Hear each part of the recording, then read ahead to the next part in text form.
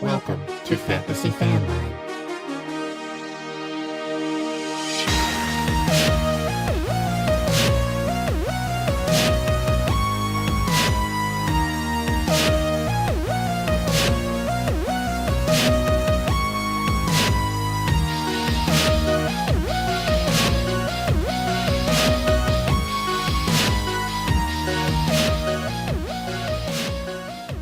What is up, everybody? We are back.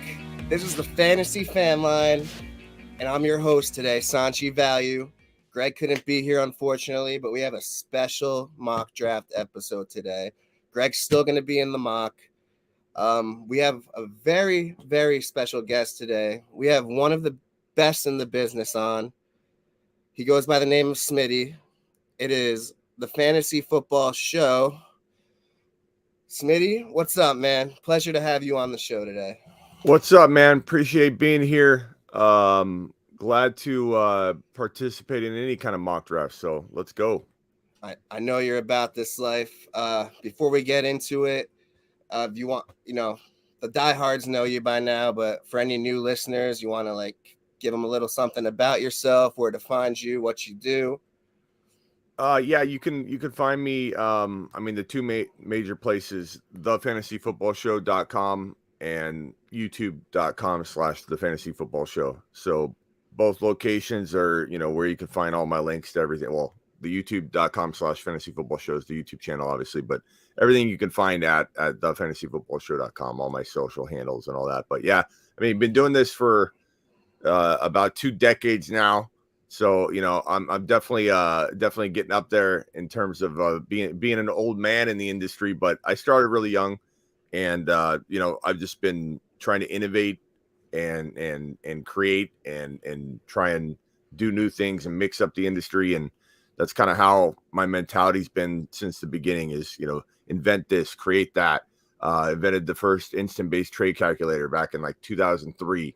The industry doesn't have this, it needs that. So that's been my mentality. And every single day when I wake up, it's what can I do, that isn't being done, or what kind of, fantasy football need is there out there that I can fulfill. So that's always my approach, is just trying to tackle, the problems in the industry and try and figure out how to provide a solution. So that's basically me. I think you're doing a damn good job at it.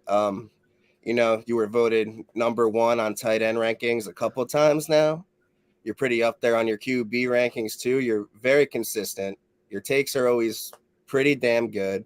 You're not afraid to reach on a player. No. If you like that player. You're not a slave to the ADP, as they say. You're not taking ADPs and you're not drafting off that. You're going with your research and your gut. As I said, you're one of the best in the business, and you've been rated one of the best experts in tight ends. That's my first question for you, man. Who's your mid-round tight end this year? Yeah, so to the whole ADP of reaching thing, I'd say the main thing I try and push is that best player available is that's my thing. I understand everybody has players they want. I have players I target too, but the most important thing in fantasy is to go into every draft pick with a clean slate and be who is the best player on the clock right here? And when people say things like Smitty's all best player available, that means he drafts off ADP. People don't understand. I reach on players, like you just said, all the time. Best player available. Sometimes the best player is a total reach. You're reaching 6, 7, 5, 5 spots, 8 spots, whatever. It depends on at what point you flip, around. If you're at the 3.1 and you've got all the way down the 3rd round and then back to the 4th, you're going to have to reach at the 3.1. The whole thing is what player can hit a home run from their ADP. So the reason I feel like I do very well in the tight end rankings is because I'm not a person that drafts Kelsey at 1.8 or drafts, Andrews at 2.7 or whatever. I'm trying to find the next Andrews, and Waller and Hawkinson. Those guys were, I ranked highest in the industry with those two guys, their breakout years. The two guys that feel the most capable of that kind of climb and explosion in the 2022 season, I'd probably say number 1, Dalton Schultz, and you can get him at 6, 7. He's climbing, unfortunately, so you're not going to really steal him away anymore, but he was sitting there in round 7 on the consistent 7, 8, 7, 8. Dalton Schultz could be the number 2 tight end, the number 3 tight end in 2022. I'd say Dawson Knox, Pat Fryermuth. These are 2 guys that stand out to me as guys that can be maybe not 2 or 3 overall, but they could be potentially sneaky good top 5, top 6, top 7 tight ends. A couple others that come to mind would be probably, sometimes the sleepers are big name players just falling, like Waller falling to 5.11. That could be, I don't want to say a league winner, but an assist for winning a league. Kittle's falling to late 4 and 5. Like those are 2 big guys falling to a category of sleeper. I define sleeper different than anybody because I don't care about big name, small name. I label it. I say this is a 2nd round sleeper. This is a 3rd round sleeper. This is a deep sleeper. This is a early round sleeper. Anybody can be slept on. So sleeper to me is however you want to define it. I love when people come in and tell me how I've got to define sleeper. I would say Dallas Goedert, Dawson Knox, Dalton Schultz, not in any particular order. The Waller and Kittle a combo at a certain place, Pat Fryermuth. And then of course you got deeper guys, but those are some of the big heavy hitting breakout tight ends for 2022. Speaking of deeper guys, I'm big on Irv Smith. You're getting him pretty much free. I think he's worth the gamble. I agree with you on Knox. With Cooper gone, the targets are going to be insane. Schultz, you mean? Yeah. Schultz with Cooper gone. Knox, Josh Allen, Bills offense. You can't go wrong there. Yeah.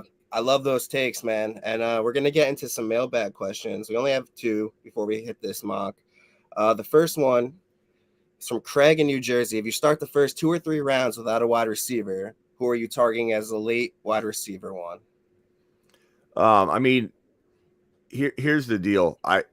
Every year for 19 straight years, and I played fantasy longer, but like professionally, 19 straight years, I have never, ever, ever liked a pick better than the 1.1. Like when people say, hey, I can pick any pick, what pick should I pick? It's almost like a dumb question. The 1.1. Why would you not want the 1.1? You get the best player in the draft. You get your third player is the best player out of everybody's third players.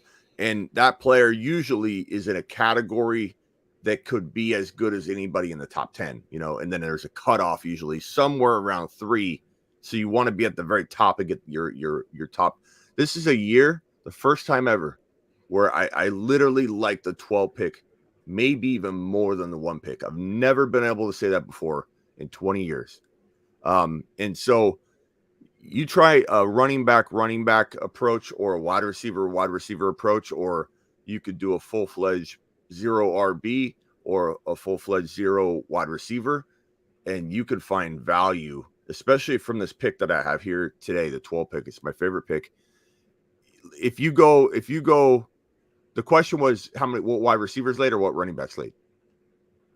If you miss out, if you go running backs early and you're not taking a wide receiver to like the 3rd or the 4th. Yeah. Any specific guys you like? A few guys in mind, like McLaurin, maybe. Yeah. So Waddle. McLaurin, DK, Waddle. These are 3 guys that are floating in the 3-4 round territory that are absolute monster steals. I think later on, even further from that, like you're talking about 5, 6, you got Hollywood Brown, you got Mike Williams. These are all players that you can draft and feel very comfortable at wide receiver if you stack running back and quarterback or running back and tight end early or anything like that. But yeah, DK, Waddle, McLaurin. It depends on how far AJ Brown falls. You could take him in the 3rd round sometimes. So those are probably the best targets for wide receiver. But you can do the same thing on the running back side. You can go Diggs and Adams or something from the 12 and 13 overall picks, the bookend picks, and then come around and grab, ETNs, Breece Halls, like all those guys that could win you a league in round 3 and 4 at the running back position. So it's deep, man. It is definitely a great year to try out these different approaches, especially if you can do it in mock drafts and get used to which ones you can hit on the regular. But from the 12 spot, I find it very hard to not like my draft slot, whereas other draft slots, you can be hit and miss on. But that one pick's tricky this year because by the time you get back to 12 or 12 and 13, and I'm sorry, 2.12 and 3.1, sometimes you're looking at that 12 pick going, God, I don't mind the 12 and 13 over the 1 and 2.12.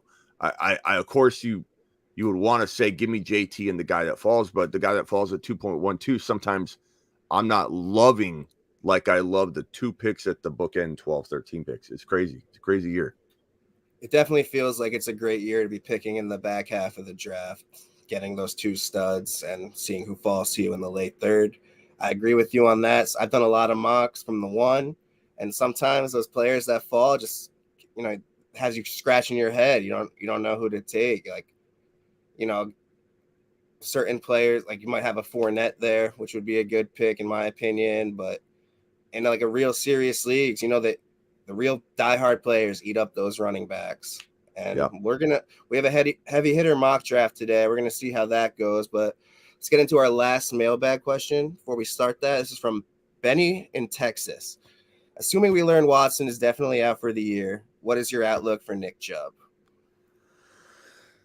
Yeah, I mean, Chubb's fallen a lot. He was a 12 overall player, and really last year didn't paint a picture that Nick Chubb should fall from 12 to, the last 4 picks in the second round. And that's where Nick Chubb's starting to fall. Like he's at least middle of the second, if not deep into round 2, toward the end of round 2.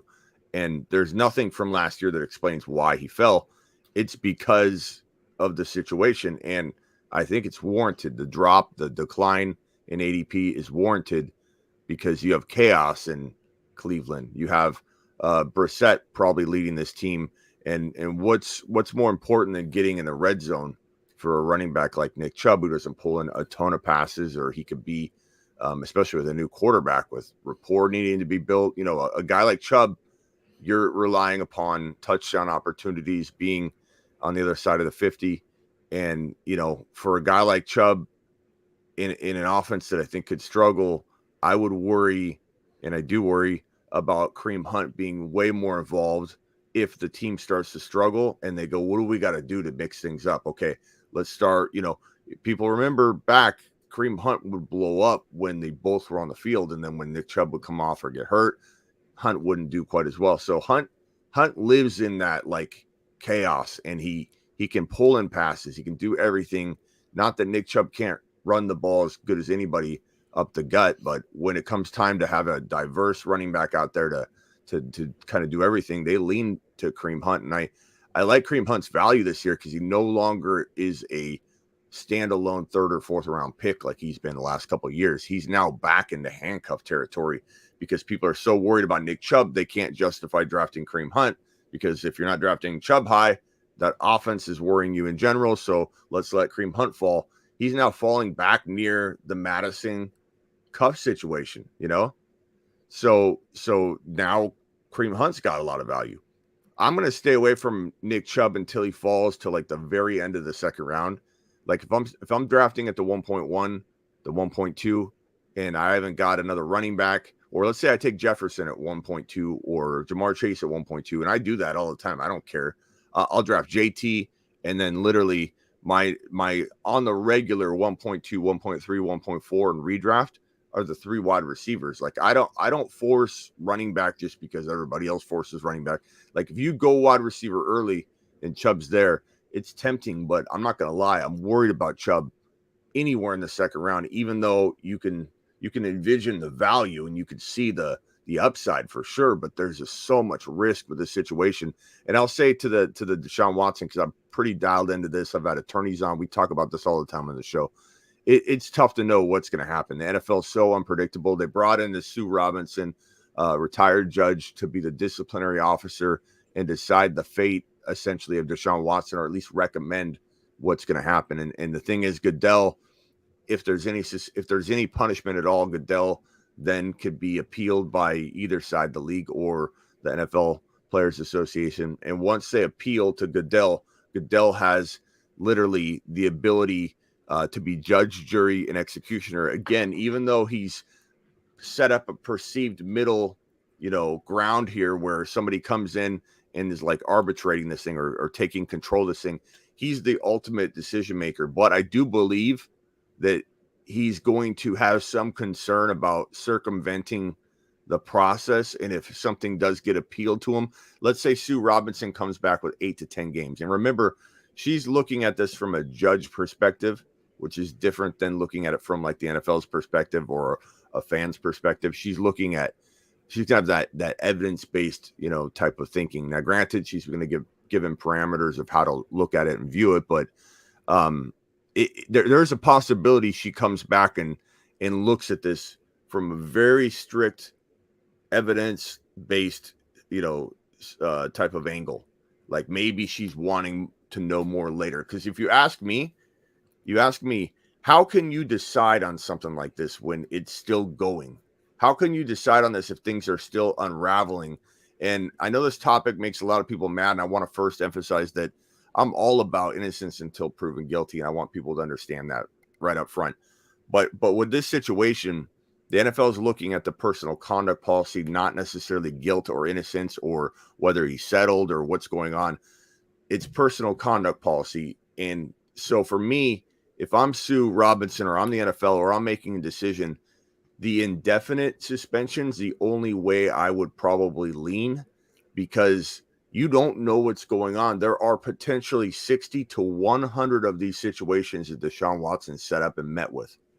And you know darn well that attorney is probably reaching out to handfuls of people that almost took this lawsuit on, and took the journey on, but said, I don't want to be involved in the spotlight. With the settlements already done, the roadmap already there, the blueprint already there for the settlements, you can almost bet your bottom dollar that the 4 current cases that now exist, because 20 of them ended up settling. There's 4 existing cases, 2 of which are new. And then there's supposedly 2 more pending cases that could be claims that could be filed. So that would be 6. You could almost bet this thing's going to grow back into double digits by sometime in August. So how do you make a determination on something that more of these situations are going to pop up? I think that would be her struggle. And it feels like indefinite's going to be the call. But if she comes in at 8 or 10 games, how is Goodell going to come in and say, thank you, Sue, for your time, but we're going to go ahead and just move you aside, indefinite suspension, boom. How are you going to do that? How are you going to do that? So Goodell's going to make his whole process look like a joke. So it's tough to say, man. Nobody knows. Expect a year. Don't be shocked if it's 10 games. For sure. And I think Goodell is going to drop the hammer, as you said. That's why I'm scared to take Kamara. Everyone's looking at him like he could be a steal for where he's going right now. But I don't want to draft the guy in the second round who's going to get 6 to 8 games on my bench. Yeah. I just don't want to do that. And I agree with you. Like anyone dealing with legal issues, I'm going to let someone else take them. The Browns kind of scare me. I see where you're coming from on Hunt. I think he could be really good in the later rounds, good value. But yeah, you hit the nail on the head, Smitty. You ready to mock draft? Let's go. Let's go. We're going to pull up the draft board here. We have some heavy hitters in here. Shout out to everyone who joined. And Spencer, you're on the clock, bud. Don't screw it up, Spencer. And Jonathan Taylor goes 1. I'm still seeing people saying McCaffrey should go 1, but I had him the last 2 years, and I'm not touching Christian McCaffrey. I don't know about you. I mean, if a lot of people are saying that, a lot of people aren't going to like my take on this one, but I'm going to say with these injured guys that are coming back from injury, that includes Derrick Henry too at the 2 pick. You're taking a bit of risk. I'm not saying don't take on the risk, but my stance is usually if a player is coming off a season-ending and even career-altering injury, it's really tough for me to see value at the 2, 3, 4 overall spots when you've got guys like Kupp and Jefferson and Jamar Chase Even Najee's going to be a bell cow. He's going to be absolutely fed. Now he got overworked, as a rookie, but he's still young. I still believe he's going to have a good chance of holding up. But McCaffrey, what have you done for me lately? How long has it been since we've seen this guy, drop consistency or stay healthy at all? It's been some time. So for me, with Henry, even with McCaffrey, especially with Mike Thomas, J.K. Dobbins, the injured guys, why go near them at their ADPs? It's just too risky for me. When there's safer options, it's more about the other options, not so much the player. Like, do I want McCaffrey in one league? Yeah, I do. I'm going to be honest. I do. Do I want Henry in one league? Sure. If he's not done and he has one more elite explosion type year, I do want to be a part of that. But I'm going to wait until it's a crazy, he fell too far in the draft. I don't love who's there. That's when I'm going to take a Henry or McCaffrey. Yeah, I need to get him at a really, really good value to feel comfortable in taking him personally. I took your boy Chase. I'm loving him this year. I'm not too sure I would take him at 2, but like right after Cup goes, in my opinion, I think Chase is the guy. Can't go wrong with Jefferson either, but just the way Chase played at the end of the year and in that playoff stretch, man, like I want that on my team. The guy is an absolute stud. I'm sure you agree with me on that one. Yeah, Jamar Chase. I mean, I'd take him 2 or 3 in a PPR format. I wouldn't even hesitate at 2 or 3. I think Jamar Chase is the quarterback situation. I love Jefferson. I think if you put Jefferson on the Bengals, he would be probably the best wide receiver we will have seen in the last decade and would see in the next decade. Like he would be a 20 touchdown type of wide receiver. You take Jamar Chase and put him on the Vikings, I don't think you get what you get out of Jefferson out of Chase. So that's not a knock on Jamar. I would probably take Jamar as the number 1 wide receiver in 2022.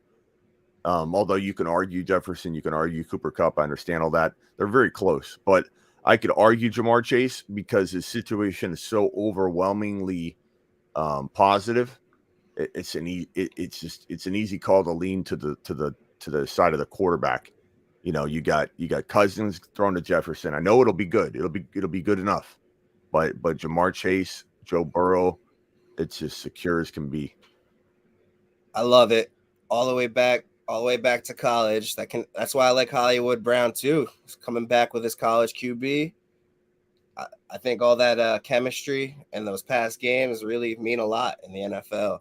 Yeah. So here I'm on the clock here. I could deploy a wide receiver. This is why I love the 12 pick. I absolutely love the 12 pick. You can't get sniped. You can do whatever you want. You can telegraph what you're doing, and it doesn't frighten me to let people know what my plan is. But right here, I could go running back. I can go wide receiver. I can go balanced. I always go best player available because that leads you down all other avenues of, hey, I can go there. I can do this. It doesn't mean best player available opens the door to all strategies. If I could go Adams and Swift here. I could do a couple different things, but I'm gonna do my favorite. I'm gonna deploy my favorite approach right now from this 12 pick, and that is to go DeAndre Swift. Nice. And even though it's an earlier, it could be considered a little bit of a reach for people. I don't understand why, to be honest. I think this guy could be the number 1 or number 2 overall running back in 2022. I'm gonna take Javonte Williams. So I'm gonna go Swift and Javonte back to back. And have potentially 2 top 5 running backs, because I feel like wide receivers or even a running back and wide receiver combination later is going to be just fine by me. I love that, man. I have dynasty stock in both of those guys. They're both studs. I'm actually in a keeper league where I can keep Swift for a 3rd or James Conner for an 8th, and everyone will say you got to take Conner for the value there, and I'm keeping Swift, man. I think I think probably would as well, because not only that, you get future keeper value, right? In the league we do, it's only 1 year. Okay. I don't agree with it, but I think this is the year for Swift. Yeah, I still keep Swift. I mean, you got to ask yourself, am I better with Connor and a 4th rounder? Because essentially a 3rd round pick is kind of a 4th round pick when you're in a 1-man keeper. So it's like you have a 4th rounder in Connor, or you have Swift and no 3rd rounder, but I'd rather have Swift. in that Yeah, scenario. I Connor think worries me a little. Me too. Just Everyone a little, being on him. not a lot. I think they're asking too much for him. Like, I got him last year in the 8th round. He helped me make the playoffs, but now his price is a little high for me. Yeah, there goes Nick Chubb. Yeah, the Henry McCaffrey picks, I definitely not saying they're bad picks. I think for me, like especially with Mike Thomas and JK, if we isolate down to injury guys, those are two players I scratch my head when people take them so high. Or Godwin. Like, what are you guys doing taking these players at places where you're expecting them to hit home runs to earn their ADP? Every single draft pick must come from a place where if you get what you pay for, you break even. So, like, let's look at every single one of these draft slots. If you get, let's say, CeeDee Lamb, like CeeDee Lamb fell way too far. Like in our draft, CeeDee Lamb goes in the 12 to 14, no question about it. Like he's not falling to even 15 or 16 or 17 overall. CeeDee Lamb right here in the entire second round so far, aside from my Javonte Williams pick, Lamb and Javonte, they can climb almost an entire round. Whereas you look at like Mike Evans. Mike Evans is going to be hard pressed to give that kind of return back.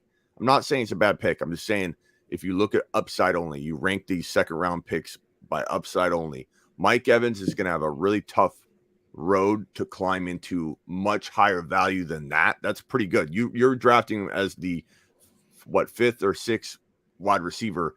A top 5 wide receiver season could be in the cards for Mike Williams. So I'm not saying he can't earn this, but can he explode from it? The answer is no. He's probably going to earn this in a best case scenario, which could be the case, and you're going to be fine.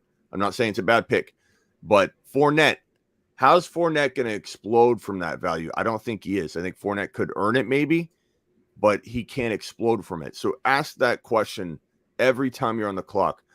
Could this player climb at the end of the year in hindsight, climb up, half a round? Can they be the biggest difference maker and climber that's available on the board right now? If you ask yourself that question and draft based on that, I firmly believe in that's best player available strategy to me. It doesn't have to do with ADP ranking. You use ADP to assist you in trying to know what player to take, sure. But look at Javonte. Javonte's ADP's much further down in a lot of cases, and I didn't care. I didn't care at all because I'm not going to get him on the way back.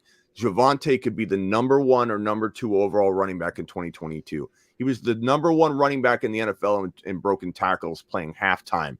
And I know everybody's worried about Melvin Gordon. Melvin Gordon, if this button right here could undo the Melvin Gordon signing, I would not press it. I don't care how many people in the chat get mad at me. I would not press this button if it could send Melvin Gordon to the Ravens right now. I wouldn't. Why? Because where was Javonte getting drafted before the Melvin Gordon re-signing at 5, 6, 7 overall? Do I believe Melvin Gordon? Do I? I know other people believe different. Do I believe Melvin Gordon's going to hold Javonte back? I do not. Why not take the gift that is Melvin Gordon, making Javonte Williams a 2.1 to 2.8 overall player? It's an absolute gift. I wouldn't undo it if you asked me to. If you begged me to, I wouldn't undo it. Tyreek Hill, Akers. Akers is another one. Like, I get there's appeal, but Akers, Henry, McCaffrey, J.K. Dobbins, Mike Thomas, these guys are all coming back from injury, and they haven't proven it yet. So you got it. And look at Spencer, the Saints fan, taking Kamara at 3.1 when he's going to – Spencer, this guy could be out 6 games, pal. What He's are you doing? Taking that risk at 3.1. I can't be mad at him for taking the risk. You said Lamb was a steal. I think our boy Greg getting Eckler at 1.9. Yeah. That's pretty sick. Yeah, I see him going 3 or 4. Can Eckler be the number 1, 2, or 3 overall running back? He certainly could be. Of course. I think the Chargers are going to make a Super Bowl appearance. I think Justin Herbert is going to be NFL MVP.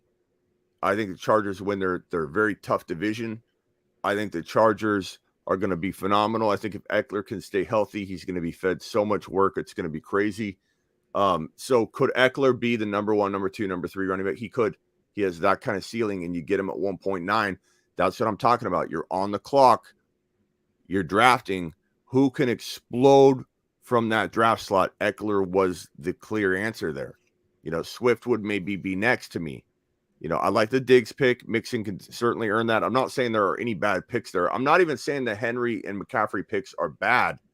I'm just saying Henry and McCaffrey, MT, JK, all these players that are coming off season-ending injuries, some of them career potentially altering. Why not let them prove it to you before you make the investment? They have all the proving to do to you. You shouldn't be giving back the same value you had before the injury and just assuming it's going to be okay.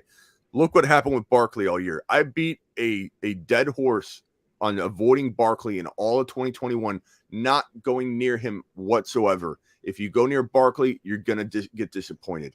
And everybody kept saying, he's Barkley. He'll be fine. You don't draft Barkley for week 1. And then it became, you don't draft Barkley for week 4. Oh, then it became, you don't draft Barkley for the first 10 weeks. And then all of a sudden, okay, you just don't draft Barkley, period. Like he had a horrible year. Surgery. He wasn't ready. The writing was on the wall too. It was so easy to see. And with Mike Thomas, it's easy to see too. There's huge risk. But J.K. Dobbins, it's so easy. The writing's on the wall. He's not completely healthy. He's not ready. He goes into a situation where he's got a vulturing quarterback for touchdowns. He's in a running back by committee. There's a ton of running backs there, and he won't be healthy all year long. So J.K.'s a complete avoid for me at his current ADP. Not that he can't fall to a place where I'd be comfortable taking the gamble, but he's not going to fall there. Yeah, and I'm not too crazy about Zeke, but I'm willing to take the gamble mid-third. I don't know. A lot of people are off on the Zeke train. He was still a top 12 back last year. He didn't put the numbers up like people expected. But with Cooper gone, I think they have to lean on Zeke a lot more in Dallas. And I think in the mid-third, I'm not mad about it. I wanted A.J. Brown. My boy Travis stacking up those stud receivers. Yeah, I don't love Zeke this year because I feel like there's just too many other options. Like again, this comes down to it's not so much about Zeke. The problem I have is there's so many other players around that place right there where I just like them more. It's not that it's a horrible pick. It's not that it can't work out. I was pretty high on Zeke last year, and he did really well. He just struggled with injury. But at a certain point during the season, I felt like there's a little bit of a drop off. And so my concern is the mileage. He has more mileage than anybody in the NFL by quite a bit. He's got close to what is it? 1,700 total carries or it's a ton. They gave him a lot of carries, but I think it's a ton. Jerry Jones is going to keep feeding him, man. He loves him. I mean, they might, but I guess my thinking would be they're definitely looking to get Pollard more involved too. So if you can snag Pollard later, I think you're going to be in a good spot. But I lean Zeke in the next round. Like it's all about value to me. Doesn't mean he can't earn that, but I would lean in the next. Okay, so here's a dilemma for me because this is where the wide receiver would have probably been. I don't want to say a touch better than this because I still love. Like I'm gonna walk out. I think with a top 3 team locked and loaded from this draft slot, and I'm not trying to say that it's necessarily my drafting. It's the draft slot too. Like it's such a good draft slot, but like there are wide receivers for days here. You've got McLaurin. Every one of the 3 that I mentioned earlier is being home run 3rd and 4th round wide receivers for a running back approach. You go 0 wide receiver through 2 rounds, and you have an opportunity to get wide receiver 1 still. You could still get multiple wide receiver 1s. McLaurin could be a low end wide receiver 1 easily. DK could be a low end wide receiver 1 easily. Waddle, I would say Waddle's a fantastic, 4th rounder, a little early in the 3rd round. DK at the end of round 3, McLaurin at the end of round 3, McLaurin especially in round 2. Absolutely love it. The problem is there's a league winner here that is my favorite player to draft in all of 2022. I have a question. You what? Is he a New York Jet? I'm going to draft him right now. I can't pass up on it. Brees Hall. I knew it. Brees Hall can win you a league from 3.12. When I asked earlier, what is a player that can hit a home run, that can climb a round or two? This guy could climb. See where Dalvin Cook is at 1.7? This guy could climb into that draft slot if we were to redraft at the end of the year in hindsight and say, where does he belong? If you can draft a player that can climb all the way into the middle of round one, and in a worst case scenario, earn you what I'm paying right here, that is the best pick on the board. This I couldn't pass up. I need a wide receiver. I couldn't pass up on it. And that is the best running back stable I think you can come up with a triple. And I don't do this. This isn't my style to go running back. I couldn't best player available takes you down every path. Now I'm in a situation where I definitely need a wide receiver. I won't force it though. I'd take a quarterback. If there were no wide receivers right here, I'd take Justin Herbert in a second. But there are my three favorite third and fourth round wide receivers are still on the board. I'm probably gonna lean DK because of the touchdown potential. I know his situation isn't amazing, but they could trade for Baker Mayfield. He still survived with Geno Smith, and he's the kind of guy that with the catch radius he has, he can catch pretty much, 10 TDs is still a possibility for him, even in a kind of tough situation. I'm going to go DK and make I think a team that it would be very, very hard to compete with from the 12 spot. Like this, that's a crazy 4 guys to grab. It is a great start. It brings us back to the mailbag question. You go 3 straight running backs. Who are guys you like? Apparently yours is DK Metcalf. Yeah, Brees Hall at 3.12 is the biggest steal of the entire draft so far. I love ETN at 3.8. I think he still could fall to the 4th round in a lot of novice leagues and magazine drafter type leagues. So look for that. I wanted ETN to fall as well. Like if ETN was there, I don't know what I'd do because I can't take 4 running backs in a league where we're starting 3. But I would definitely be upset that I couldn't deploy the wide receiver ETN Brees Hall. Because if you can go Diggs and Adams or Lamb and Diggs or whatever 2 combination of wide receivers you like, Debo and Adams, and then go ETN and Brees Hall, that's probably as good as this approach right here.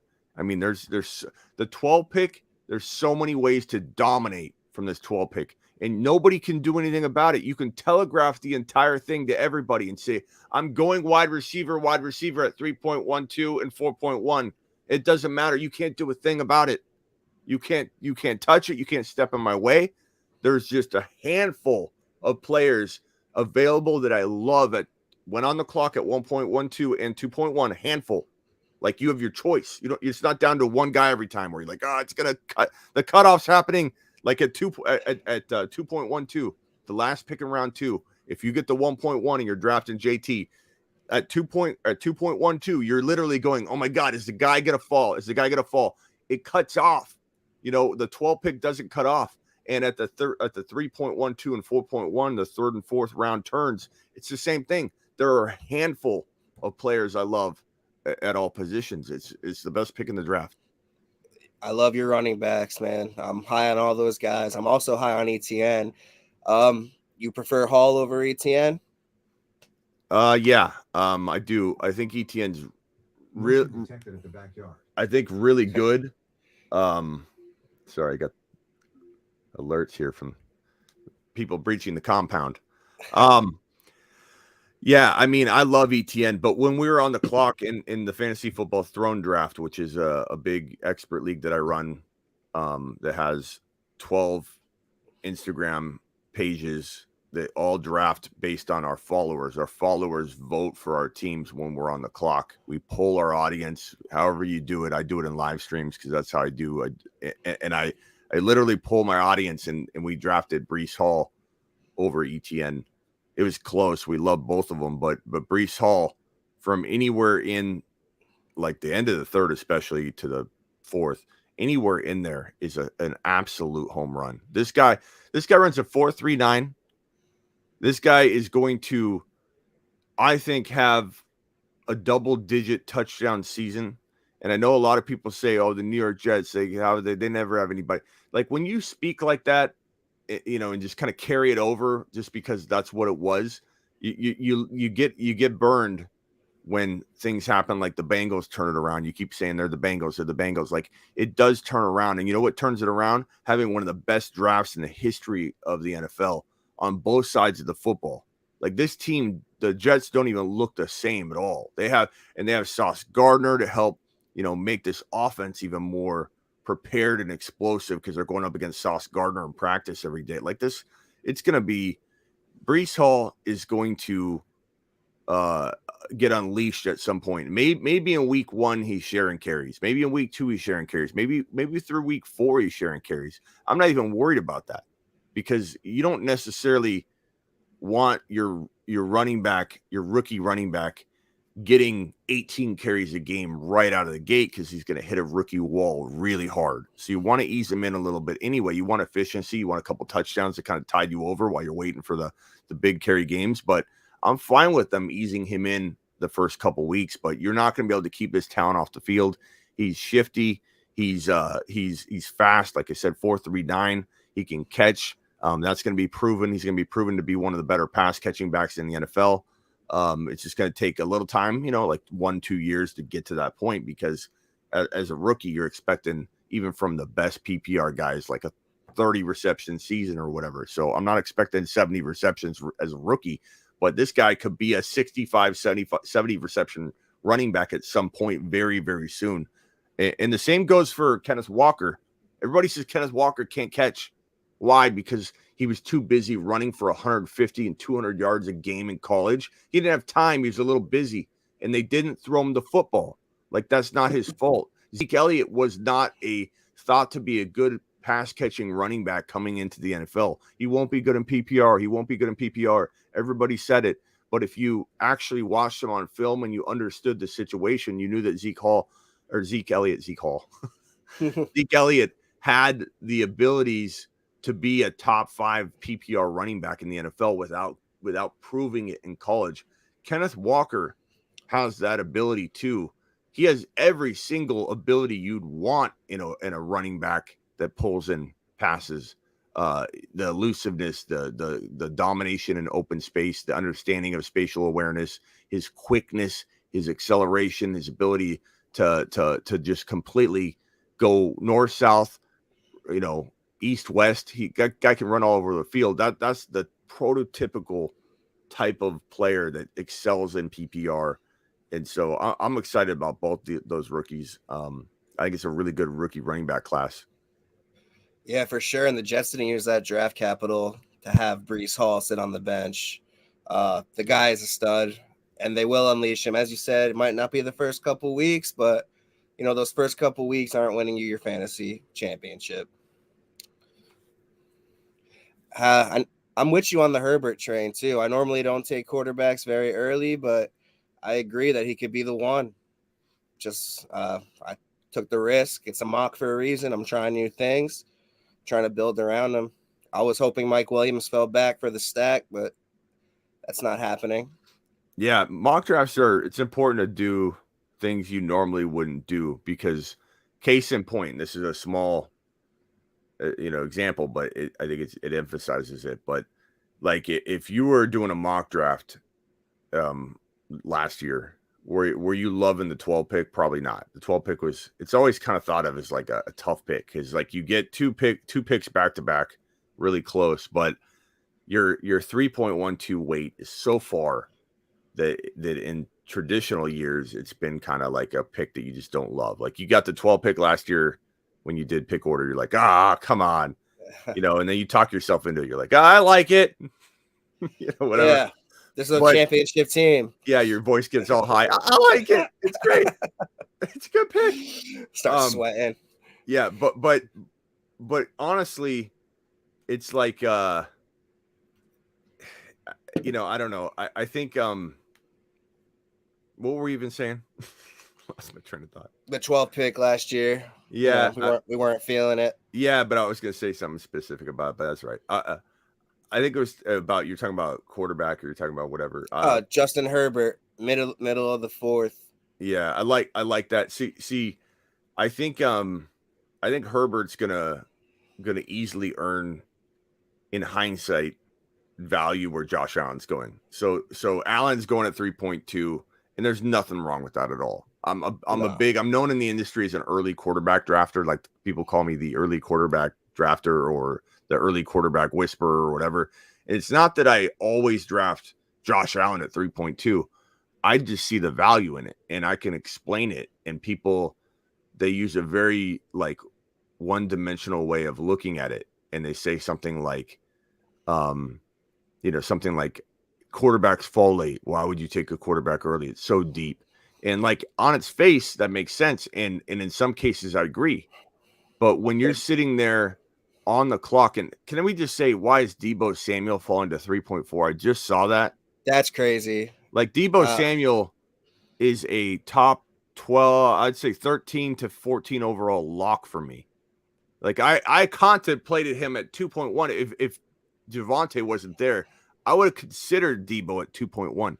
What's he doing falling to 3.4? How did everybody in the second round pass on Deebo Samuel? And then took Aaron Jones and Spencer, what are you doing passing on Deebo over for Kamara? This is even if Kamara was handed a 2-game suspension, I'm taking Deebo over Kamara. Spencer, take a lap. Yeah, that's crazy. Deebo and AJ Brown were steals, 3.5 and 3.4. I love it. That you could argue those as some of the biggest steals in the draft right now. That's crazy. Yeah, Deebo for sure. That's crazy. Deebo's. I'm high on Aaron Jones. I was contemplating Deebo there with Tay Adams gone. I think that run game in Green Bay, it's gonna get going. If I were you, I would have taken what pick were you? The Elliott pick. If I were you, man, if Deebo fell to you there, that'd been insane. If I were you, I would have taken ETN or Breece Hall. I would have probably taken Breece Hall myself. But if I was at that spot, because here's the thing, I would even I'd even do some kind of challenge for it if you want, whatever. I think Breece Hall outscores Elliott, and it's not even close for me. That's how I feel. I think he's such a lock in the third round. Like I'll take Breece Hall as high as I have to in order to secure him if I don't love the options around. And this is where I was going and I got sidetracked. I get sidetracked a lot. I'm sorry. Josh Allen at 3.2. The early quarterback drafting is where I was going. I don't hate it. He's a running back. It's all dependent on the board. Like Josh Allen at 3.2 could be a bad pick or it could be a great pick, or not a bad pick, but it could be a pick that I would avoid. And I would hit the button to alter my plan and my course of where I'm headed with my draft. If a certain player shows up at 3.2 and I'm like, I can't take Josh Allen. I like Josh Allen, but now Deebo Samuel sitting there at 3 point. Like, what in the heck? I'm taking Deebo Samuel over Josh Allen. 100 times out of 100. Sorry, Josh, but there is a player there that shouldn't be there. There is a player there that can hit a home run from their ADP more than Josh Allen could. And that's what it's all about. And so I'll take an early quarterback if I'm sitting there and I'm looking at only Keenan Allen. No offense to Keenan Allen. I'm sitting there looking at T. Higgins, who I love, but it's just too early for me to take him at 3.1 or 3.2. It doesn't mean I don't love him. It's just there's a certain place to take him. Connor, all these guys. I'm not taking those players over Josh Allen. Josh Allen can win you a league still when you're talking about the surrounding players. But if you're sitting there and Deebo's there, I know I'm on the clock right here. Deebo's there, or in the case of even Breece Hall, you're at 3.4 and Josh Allen's there and Breece Hall's there. I'm taking Breece Hall. Say goodbye to Josh Allen. I'm going to go with quarterback number 2, plan of attack, Justin Herbert, who's going literally about a round and a half later. So I'm not saying I won't take Josh Allen at 3.2 over Herbert I'm not going to sit there and go, I'm taking Herbert every single time because he goes a round and a half later. Depends who's on the board. But if I've got a chance to get a guy that I like more than Josh Allen and take Herbert in round 4, I'm doing it every time. Debo and Herbert would have crushed as a combination for that pick. Okay, so I'm on the clock here.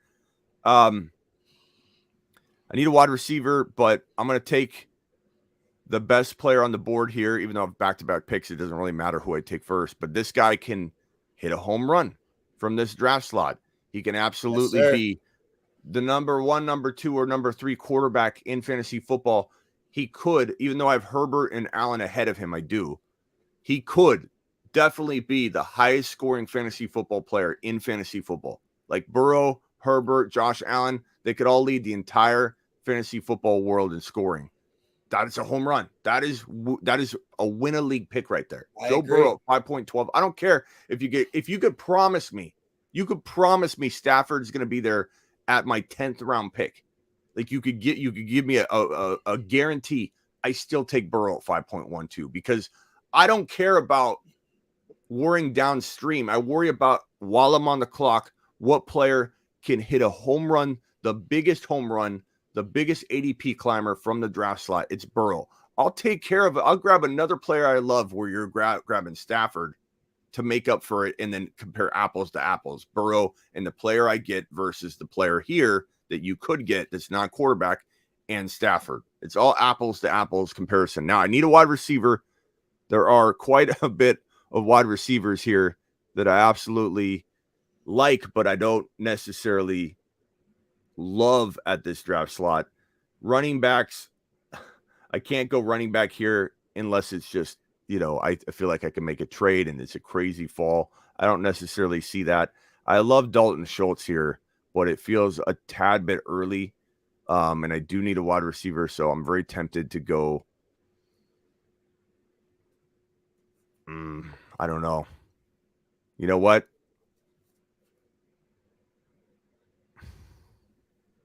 That's where it gets tricky. I'm gonna push it. I'm gonna go with the best player on the board. Dalton Schultz. He's gonna see a lot of volume this year. I think even though I'm putting myself in a potential wide receiver bind, every single pick I'm making again is the best player available approach. Home run Swift. He could climb all the way to the top 5 overall. Javonte could climb to number 1, in my opinion. Breece Hall could climb into the top 5. Metcalf's the one guy that I don't think climbs into the top 5, but he could definitely be a wide receiver 1, even if it's the lowest end of wide receiver 1. So that's not bad. Going 0 wide receiver until round 4 and getting DK. Joe Burrow's top 1 to 3. Schultz is top 2 to 3 for tight ends in 2022, in my opinion. So I feel like I'm sticking true to the best player available approach. I like it. And wide receivers deep, man. You can get a lot of startable guys in the next 3 to 4 rounds. There's a lot of good wide receivers. You're not getting a guy like Chase, Jefferson, Kupp, but they help, but you don't need them to win your league if all your other positions are, studly like that. The guy I was considering was St. Brown. It felt a little early, I would have liked to have had him, but I feel like I can replace St. Brown a little more than I can replace Schultz. I really believe Schultz could be the number 2 tight end in 2022, at least number 3. I don't think, Andrews could definitely outscore him. I'm not saying, but Andrews was, there's reasons to doubt Andrews walking into last year too. He had been up and down because of Lamar and the offense and everything. Like Andrews, he's consistent, but I'd rather have Schultz at 6.1 than Andrews up at 2.12. I'd rather have. And sorry, Guru. That's another one of Guru's picks. What I'm going to do here, sorry to cut you off, but it could be a little controversial. But as I said, with Tay Adams gone, I want all that Green Bay backfield. I'll take them both. Yeah. I'm not too sure how people feel about that, but I feel good with both those guys. I mean, your team's looking good. And Guru, I will say, if Kamara doesn't get suspended, let's say, your team could definitely be a top 4 team. But it's a big if, though. Guru's But I a will say stud. that. I will say He I knows. want Guru to know I like his team. I know he's probably watching right now, saying, "Smitty, tearing apart my team. What are you doing?" You're gonna But make him take Tony Jones, bro. He's gonna take Tony Jones with all the pressure you're putting on him. Yeah, you gotta take him right now, Guru. We're coming for your. You want your cuff, Tony Jones, Spencer? You should turn this into a league. I would love to do a league with some heavy hitters, man. A few of my friends are in this, and we love fantasy, bro. We do this all year round. Turn it into a league. I'll do it. We need the votes. I'm down. Free league, I don't care. Just for fun. I know you'll do it with Javante and your boy Brees. Yeah. I think you're gonna send Brees to the second round by August. And we're in Jersey, so we have a lot of Jets fans. All my friends are watching, and they're hearing you talk about Brees, and he's gonna fly up the draft boards. Yeah, bro. In my home leagues. I'm definitely moving them up. Like I definitely am an ADP mover. Like I move guys up ADP. We very much have a hand in that. Like you have a big following, man. I know that sounds. People listen to your word. I know it sounds arrogant to say, but like we mock draft more than anybody. We did, I think 12 mock drafts the other night on one live stream.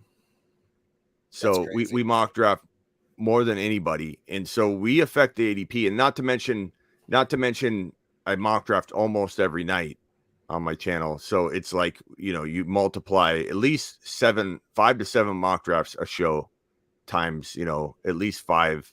Let's call it 25 mock drafts a week that we do.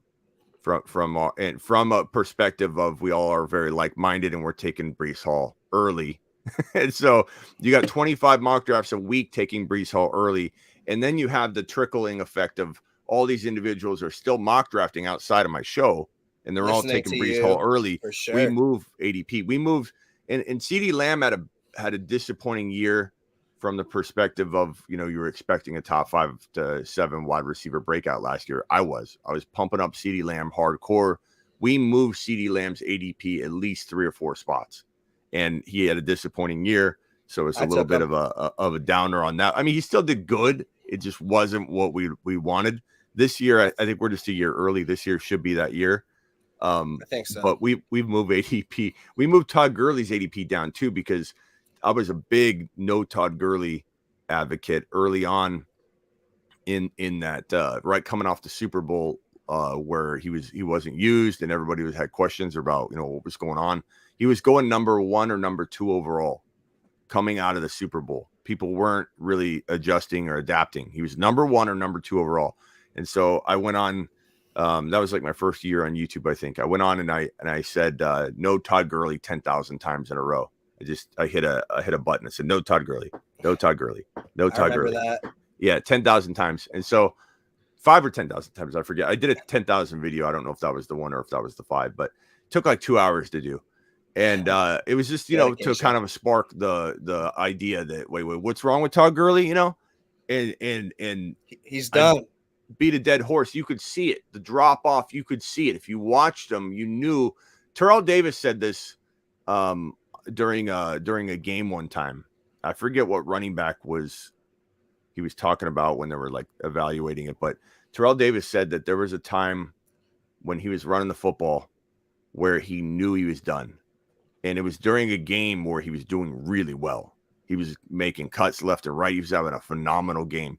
He said there was a certain point during that game where he made a cut and he just knew he was done. He goes, I knew my knees would not recover the next game. Like it would take me too long to get back to, fully charged up for the next. Like he just knew that was his one game where he could feel the decline was just there. And it was during a really good game. It wasn't like he was playing badly.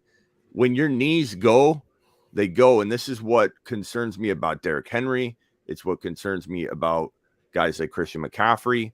And I know a lot of people are going to say Derrick Henry's built different. And I'm not saying Derrick Henry can't have one more electric elite year. He certainly is built different. But being built different for Henry is going to end up being his quick downfall. The reason he's going to fall off the face of the earth once he does look like he's running in mud and literally not be able to shake free defenders anymore, just get corralled up at the line of scrimmage, is going to be because of his size and the impact he takes when he hits the ground's different than if you or I hit the ground. This guy is a massive human being, and he takes a beating differently than anybody does when he's that big hitting the ground. And so getting so many carries too, and it's in a short window of time. You know, it's not like he's taken a boatload of carries over the course of a whole long career, and you get those comparisons. Well, look at Elliott. You know, if Elliott can carry the ball, 1,700 times, then then Derrick Henry's 1,000 carries in this short window need to be looked at as a lot lesser than Elliott. No, because that window of time, he literally had almost, I believe, 1,000 carries in a 2.5-year period. Yeah, that is insane, and it breaks running backs. History tells you that it breaks a run. When you get the old curse was 371 carries. When you rushed the ball over 371 times, you were done. Your career was over. The next year you look like you were broken. And there have been running backs that have breached that 371 mark. Are you on the clock here?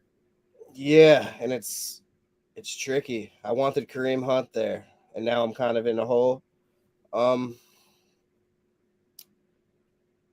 know you're not crazy about him, but I still think he's good for 8 touchdowns. I know you're on the Javonte train, and this value, I don't know, he's going in the 8th, 9th round. I expect that to shoot up. I'll take the risk on Melvin Gordon on my bench.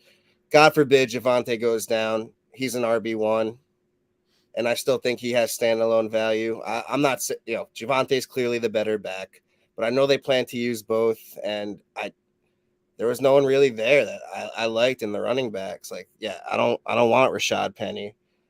I think with Russ there, both those guys, even if Javonte gets all the crazy yards, Melvin Gordon's going to get some goal line work. Even though Javonte's a big bowling ball, they're going to use them both. I'm not feeling great about it, but I needed a 4th running back, and he's on the bench, and I guess it's a wait and see approach with Melvin Gordon here. But I expect him to go up on draft boards, which will make you happy, targeting Javonte. Yeah. Push him up as high as you can. I got you. I don't think I really wanted Elijah Moore, so that was a great pick by the 1.8 drafter. Yeah, Sinker knows what's up. I really like Elijah Moore. He was the guy I almost took at the Dalton Schultz pick, so you can see why that was probably could have been. And there's still a guy I would have considered, I guess. But that's why, when you take the best player available and then you get the player you were gonna overreach on, then it's you just glad that you waited.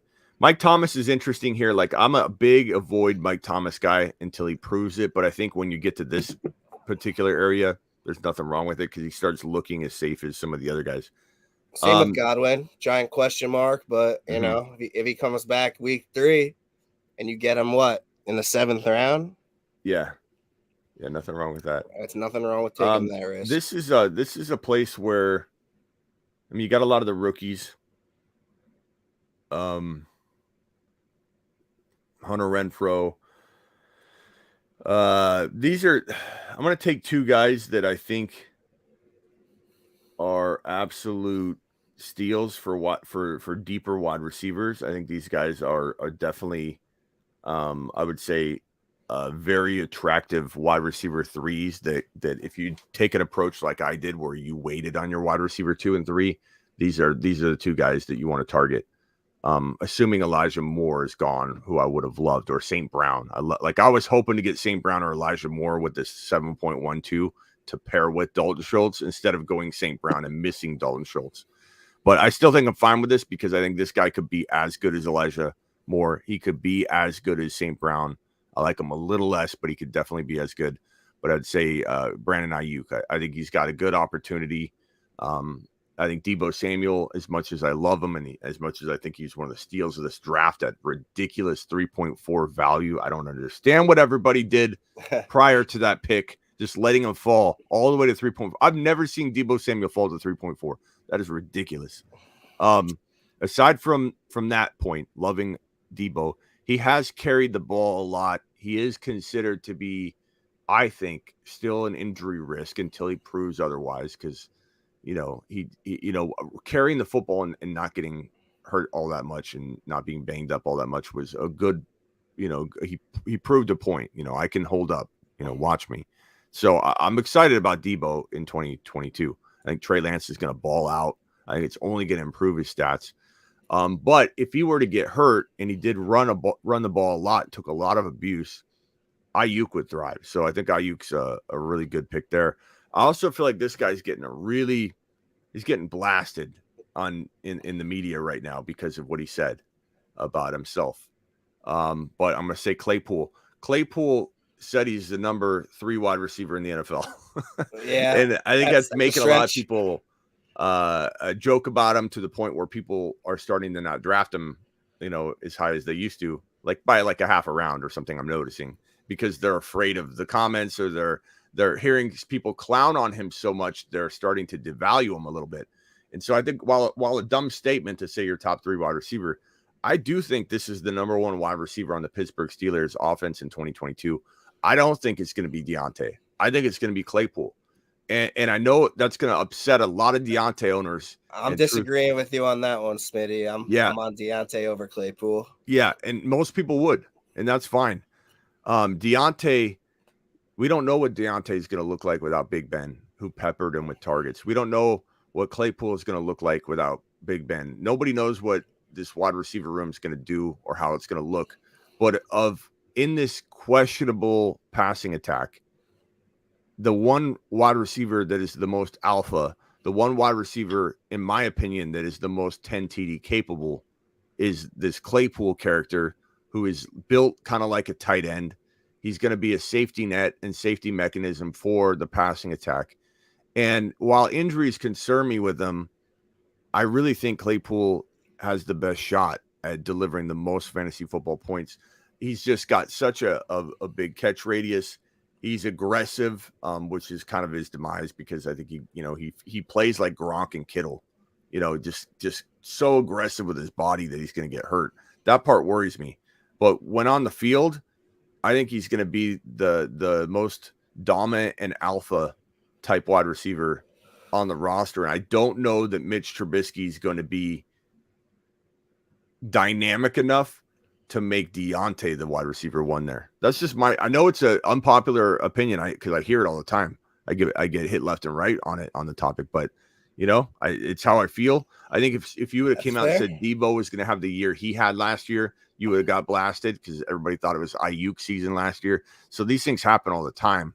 It's just a matter of, hitting on him. I think Debo fell because he's not signing autographs for little kids. I don't know if you saw that video.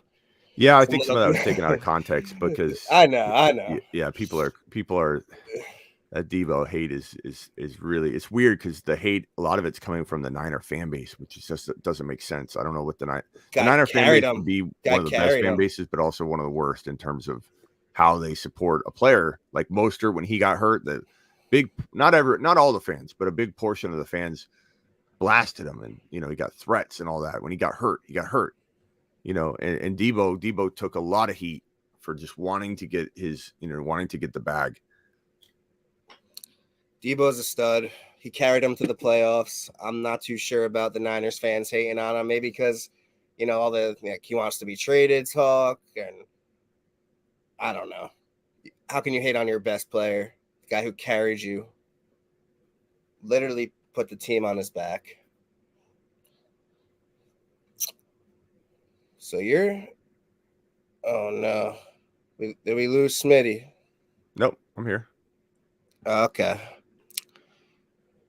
All is well. I saw you freeze up a little. I got scared. Some say Claypool is still celebrating that first down in Minnesota. That was a clown thing to do. Yeah, that's the problem, is he's said a lot of things, done a lot of things that make people just want to hate on him. And it's like, I think it drives his value down because people take all the negativity as like, okay, he can't be good then. Like, because it's ridiculous to call yourself a top 3 wide receiver when you haven't even proven anything. I get that. And when he said that, I'm like, oh my God, like that's just gonna drive his value down, which is good. But I really think Claypool is gonna shock some people. I'm not saying he's a guaranteed lock. I'm not saying he's even somebody I reach for, but like a 8.1 ninth round, I'm okay with it. Like, especially when you're talking about the wide receivers that are there, they're all very arguable. I like Devontae Smith a little bit. Renfro, I think people are overdrafting because Waller's healthy. They got Adams there. How can Renfro eat like he did last year? He can't. London's got, potential quarterback mess. Adam Thielen's kind of interesting. I almost thought about him at 8.1. Burks, I'm not a huge fan of right now, even though I loved him coming out of college. I just think his situation isn't an ideal one. I like Olave and Garrett Wilson. Kadarius Toney's got a load of talent, but we'll see if he can. I would like him a round or two later, personally. Yeah, if it can materialize, I don't know. He's kind of a head case. Yeah, I mean, he threw one punch against Dallas. That was messed up. But that same game he headbutted one of your staff as well. Oh, well. New coach, new coaching, new GM. Fresh start. How do you feel about a wide receiver 1 over here? It's not the sexiest pick, but they follow those contracts. Lawrence he has nowhere to go but up. They gave Christian Kirk a buttload of money, and I think he's worth the pick here on the bench.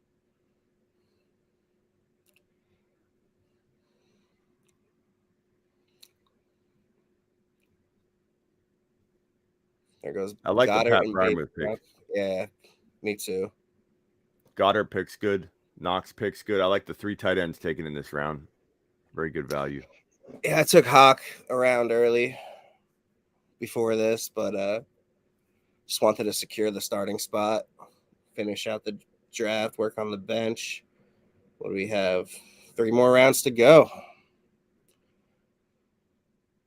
Another guy I'm staying clear of injury until he proves it.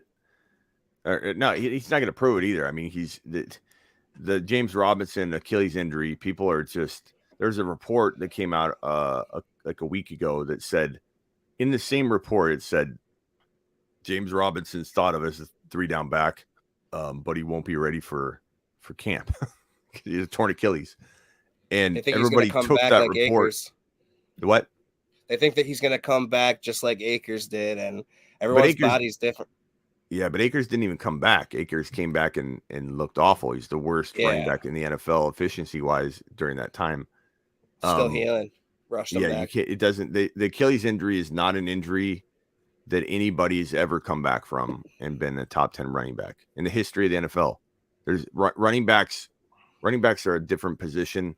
And I'm not saying Akers can't be the first, but we've never had a running back ever come back from a torn Achilles. And you get a lot of people that say Adrian Peterson, that was an ACL. Like, a lot of people don't know what an Achilles is. Achilles is different. I laughed so hard when Claypool went up to announce the Steelers pick. Yeah, that's another thing is Claypool continues to be in all these weird situations. That was messed up. That'd be like sending A-Rod up to announce the Jordan Love pick when that happened. Oh, man, it's what a just horrible like pick that was. Some horrible planning. I'm on deck here.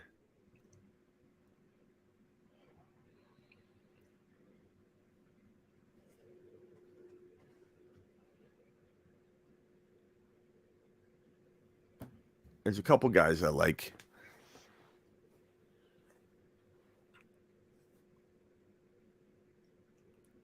Yeah, very interesting draft. Shout out again everyone who took time out of their 4th of July weekend to hop on board with us. We got one of the best in the business. I might have to jump here in about 2 to 3, 4 minutes, but I'll look at. I could do a little analysis of the teams. Sure. I got about 5 or 10 minutes. I'll do a little analysis of the teams here. I'll say, looking at the one spot, Guru's team: Taylor, Andrews, Kamara, Deontay, Mike Williams, Singletary, Gabe Davis, Olave, Lazard. I like it. I think it's very dependent on Kamara, though, obviously. And if Kamara didn't get suspended, then I think you'd have a top 5 team. But I think a 6 to 8 game suspension is very likely, and it would be hard to recover from that. So I'm going to say that I like the team on its face, but there's definitely a suspension coming. Let's see here. I really like Christian Watson. I need wide receivers, to kind of make up for my zero wide receiver or my semi-zero wide receiver approach that I deployed. I think Christian Watson's got a lot of upside. He'd be a very decent wide receiver 3 for me. I think I might head back in the direction of grabbing another breakout running back, and I think this guy right here is going a little, let's see.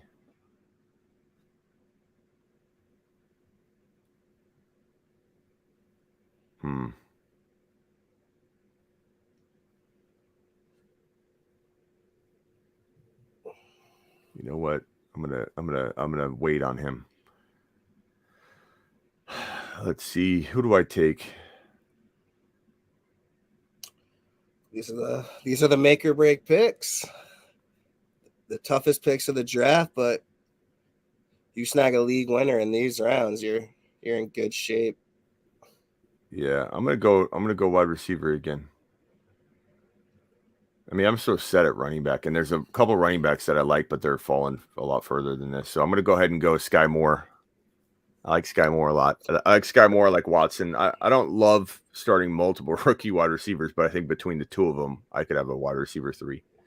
So Guru's team, like I said, depending on that suspension. Henry Akers is too high at 2.11 for me. I just think he's got to prove it. Like Mike Thomas, like all the injuries that players are coming back from that they haven't proven they're back yet. I would wait on Akers. I don't think I'd take Akers in even the top 3.5 rounds. Like I'd much rather have Breece Hall. I'd much rather have ETN. Much rather have a handful like Debo over Akers is a home run. But I love the Josh Allen pick. So Henry, Akers, Josh Allen. DJ Moore, Judy Harris. I mean, I like the Pollard pick a lot. I don't know that I put that team in the top 4, but I think there's upside there. McCaffrey, Hill, Keenan Allen, Kittle, Allen Robinson, Sanders. It's a good squad. The number 4 pick, Cooper Kupp, Barkley, Debo, Waddle, Kenneth Walker, Russell Wilson, Juju, Zach Ertz. That's a pretty good team. I think Barkley I worry about a little bit at the 2.9. I don't mind Barkley in the 3rd, and I get it that he probably won't fall to the 3rd now. His ADP's climbed, but I kind of avoid him until the 3rd. But you got Debo. You literally could swap those 2 picks, like Barkley and Debo, and that would make sense on the draft board. So in the end, it worked out for this team. This team's really good. This team's probably top 5, top 6, I'd say, pretty easily. Especially well, Walker works out. I love Walker. 1.5 Jefferson, Lamb, AJ Brown. That's the complete opposite of my approach, and it worked out really well. Yeah, very stacked. Yeah, Mahomes, Gibby. You can't ask for a better running back 1 waiting until 4.8 to grab a running back. So that's good. Mahomes at 5.5, top 5 team. I like it. Your team at 1.6, you got Jamar Chase, Aaron Jones, Elliott, Herbert, Sutton, Dillon, Gordon, Hawkinson. I like it. I think it will live and die by Elliott, but if you're a believer in Elliott for another year, then you're going to be okay. You've got the Green Bay stack, which is good, the running back cuff, and you could use Dillon as a flex, right? And Chase and Herbert to the moon. So I don't mind that. That's an awesome stack, Chase and Herbert. Not a legit stack, like they're not on the same team, I know, but like I love that duo. That's great. Aaron Jones and Elliott. Your team lives on Aaron Jones and Elliott. I would say not top 3 from the mock, and that's not a bad thing because we're all exploring and doing different things. So, you might have changed a thing or two. And I think if you had a different player than Elliott, like let's say Breece Hall or ETN, I would have loved. But that's me. That's because I don't love Elliott. So it's just preference. He's definitely one of the riskier draft picks this year. It's a big gamble. I'm all about the gamble.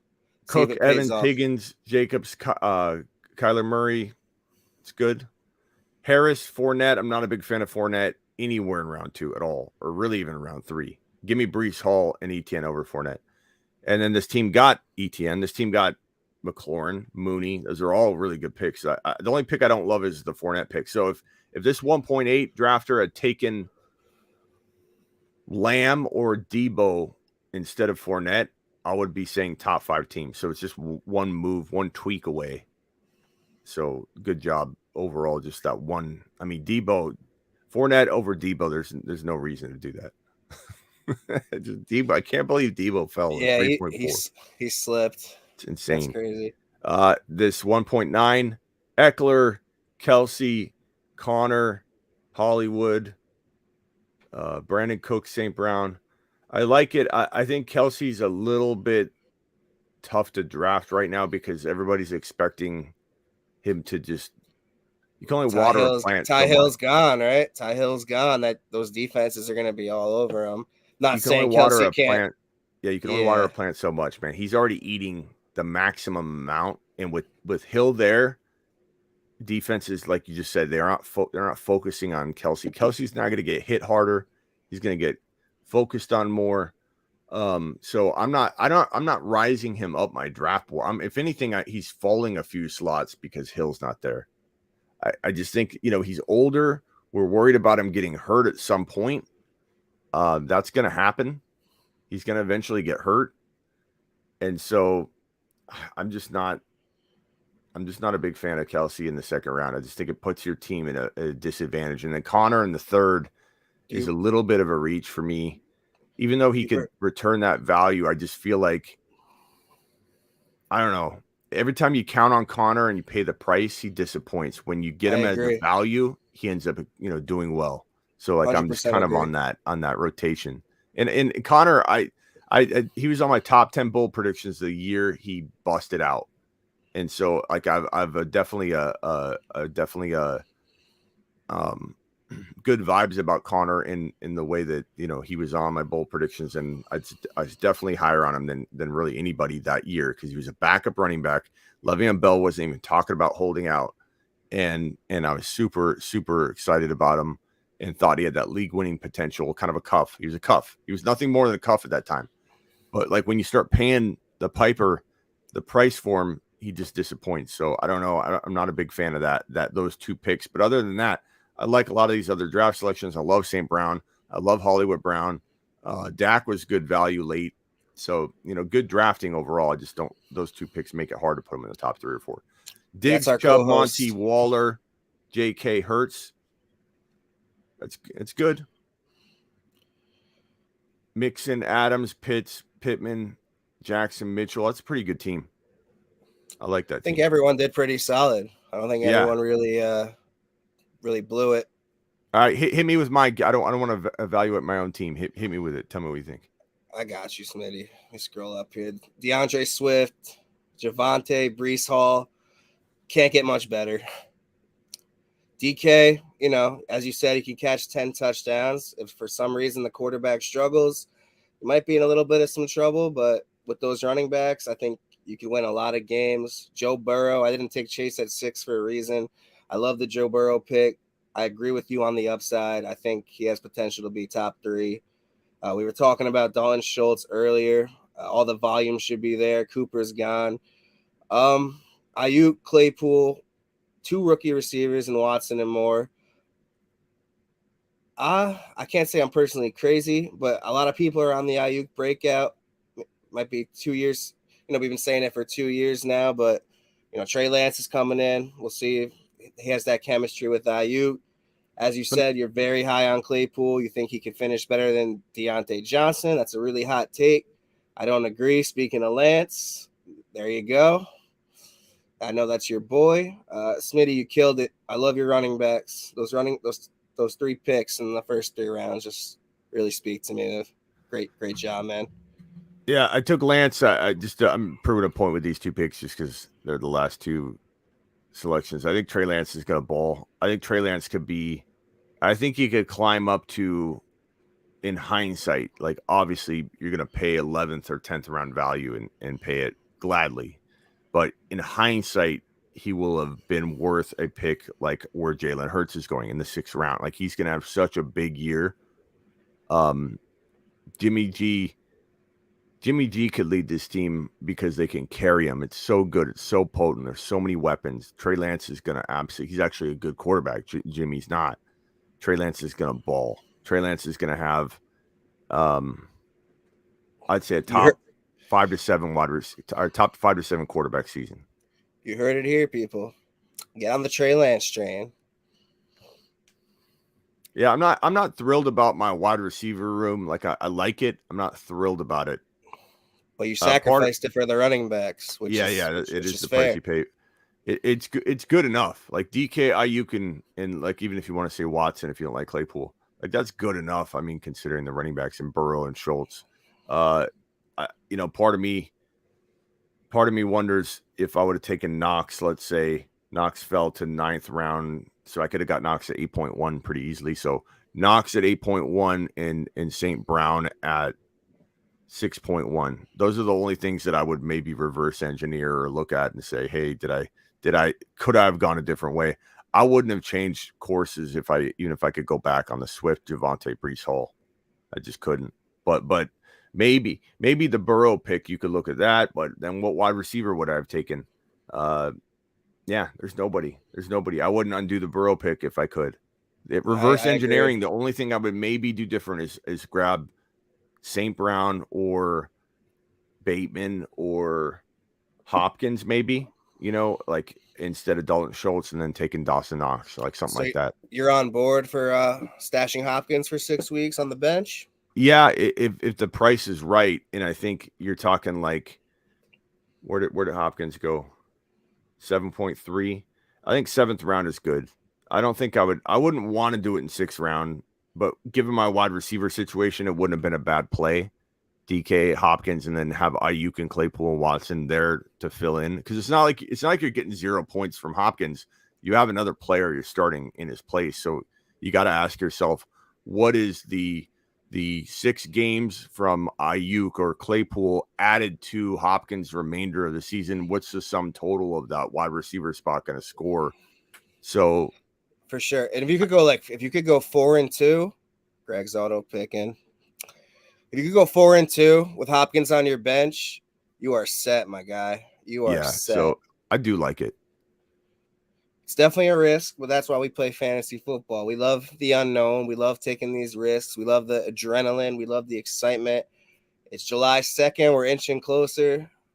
I think like 30-something days till the first preseason game, if not less now. And then all the coach talk's going to come out and all the hype trains, the Reddit hype trains, the BS. You just got to if you could give any advice to a new drafter, Smitty, before you go, what would you give them? Like a brand new person to fantasy football. I mean, my best player available approach is really the guiding tool for anybody is just ask yourself when on the clock, who has the most potential to earn the floor value. So like, they could like basically, like Debo, for example, Debo at 3.4. When you're on the clock and you're sitting there and this won't happen in the real world, but you're sitting there at 3.4 and Debo's there. Like his floor, his worst case scenario is probably above that 3.4 pick. Like, unless he just got hurt, anybody could be out for the year on a ACL tear or something, but Debo's going to easily earn you. His floor is right up above 3.4, and his upside is into the top 11 or top 8 overall. Like that's his ceiling. So every time you're on the clock, ask yourself what player has a really safe floor so that if they fall right into that safety net and they're still very high up there where you're picking them, and which player can explode. And if you ask and answer that question every time you're on the clock, you reset your thinking, you will hit a home run. You will hit a home run every time. In your mind, I mean, granted, you got to be correct about your call, right? But that's the tweaking that you do over the years, the learning that you do, the improvement, the research you put in. But if you stick to that plan, it really is the best way to go. Got Hop as my 4th wide receiver. That's good. That's what you want. You want him as your 3rd or your fourth. But if you get him as your third, you just want an Ayuk or someone around that area for your fourth so he can fill in. Or if you draft him as your fourth, that's even better. We have one last question. Outlook for the smooth jazz of Kenny Galladay. Give me a better question than that, because he's not until he proves it. He's an afterthought. I'm sorry. I know you're wearing the Giants hat, but I'm in on Tony. I'm shaky on Kenny Galladay. And they took that kid Wan'Dale Robinson. It really all comes down to Jones and the new coaching and what they could do with him. You know, we'll see what happens. I'm not celebrating. Let's end it on a better note. Anyone else? Good mock though. Well, what are you doing for 4th of July? How about that one? You what? What are you doing for 4th of July? Anything cool? Honestly, probably just working, man. It's nonstop. So, and that's why you're one of the best. There's really no days off for me, man. This man does not sleep. What? So you don't sleep, bro. You're about this life. As I said, this is one of the best in the business. Smitty from the Fantasy Football Show. Appreciate you again for taking the time out of your weekend to join us. Do a great mock. We're gonna have the draft board posted on our Twitter, on our Instagram, so you guys can get a better look at it. You want to tell the people one more time where to find you? Any closing thoughts? You can find me at youtube.com/the Fantasy Football Show, and then all my content and the links to everything are on thefantasyfootballshow.com. So either way, but you can search in YouTube, you'll find me pretty easily. But I appreciate you having me on. Thank you for helping drive Javonte Williams' value down. I really think Javonte is going to explode. Breece Hall, go get Breece Hall. Go get Javonte. Go get Kenny Walker. Go get Travis Etienne. Trey Lance, Etienne. Debo if he falls to round 3. Insane. Yeah, those are some of my biggest go-getters. Dalton Schultz, Knox, Freiermuth. Avoid JK until he proves it. Avoid injured players until they prove it. Let them prove it to you before you give them back their highest ADP value that you're just handing to them again. Like, hey, JK, come in as my 4th rounder again. No, thank you. Don't overdraft players unless you have to. Make sure if you and then the key thing is if you overdraft a player, if you draft a player too early, make sure there's still a ton of ceiling. Like you take Breece Hall at 3.2, you are drafting him early. He has a 4th round ADP right now, but if you're drafting late 4th round and you've got to take him and you don't like the running backs that are there, don't not take him because you're afraid you're going to look stupid. If he's the best running back on the board, just make sure that player still has a ton of ceiling, and Breece Hall does. Even from 3.2, 3.3, he will be in mid-August, he will be a 2nd round pick. I'll make sure of it. For sure. And my rule with reaching is that, like, if that player's not going to be there for your next pick, it's not a reach. Yeah. Trust your gut and go with your instinct. Once again, Smitty, thank you so much. Thank you for everyone who watched the show, chatted in, and we'll see you back for the next one. All right. All right, guys. Appreciate you all. Have a great 4th of July weekend, everyone. This is the Fantasy Fan Line with Smitty from the Fantasy Football Show, and we are out of here. Peace.